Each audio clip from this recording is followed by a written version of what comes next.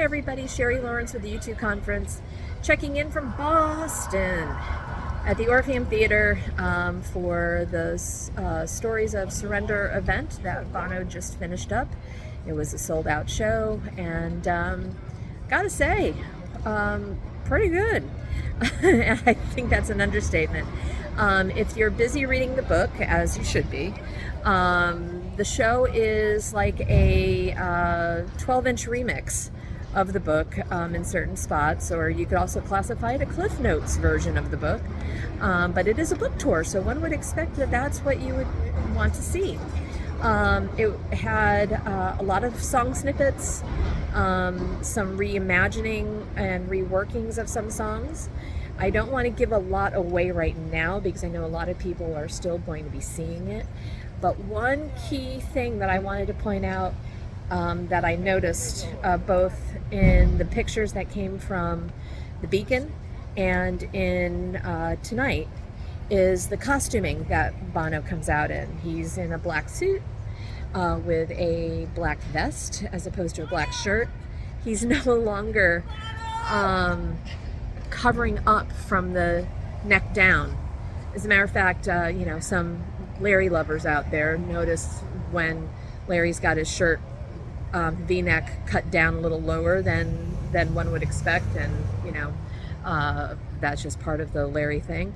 Well, Bono, with the vest that he's wearing, is exposing the scar that shows the where his heart surgery was. This is the first time in performance since that incident in 2016 that he is exposing that for the audience. He's exposing himself. He's opening up his heart. The show is, warts and all, scars and all. In my last video, I said, I wonder if he's going to do some shadow work. Trust me, there's a lot of shadow work that is in this book, and you'll see it as you read it, and you'll certainly hear it if you listen to it. And my recommendation, though your mileage may vary, is to listen to the audiobook before reading it. It's in Bono's voice. He narrates all 20 plus hours of it. There's songs, the reimagining of some songs. He breaks into other songs that aren't going to be part of Songs of Surrender that are in the audiobook.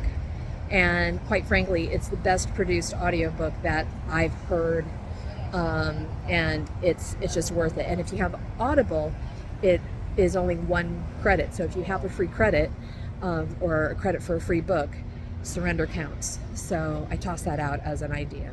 As far as the Orpheum goes, it was an interesting crowd. There was still some heckling coming from the audience. When Bono went into his stuff from chapter 1, you had a heckler in our section that yelled out, "Yeah, right!" I'm like, are you kidding me? Seating was tight, very tight. Like if you're 6 foot, you wouldn't have fit in the seats here.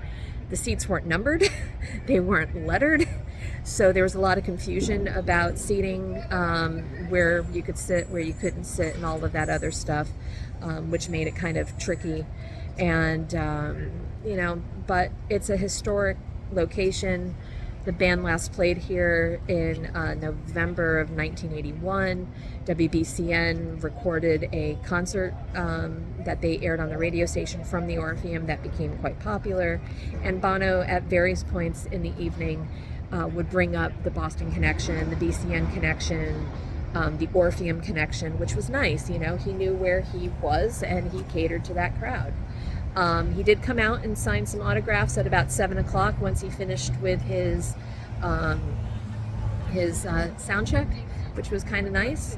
And he it looks like he's really enjoying it. So in total, if you're enjoying the book and you have the ability to see the show, you will thoroughly enjoy the show. It is not a U2 show by any means. There's still confusion over if you sit, you stand, you banter, the call and response.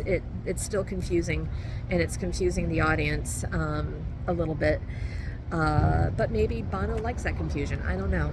But I'll send another report from the road next week when I'm in San Francisco. So one other thing, don't forget, we do have a book club. U2conference.com. Check it out.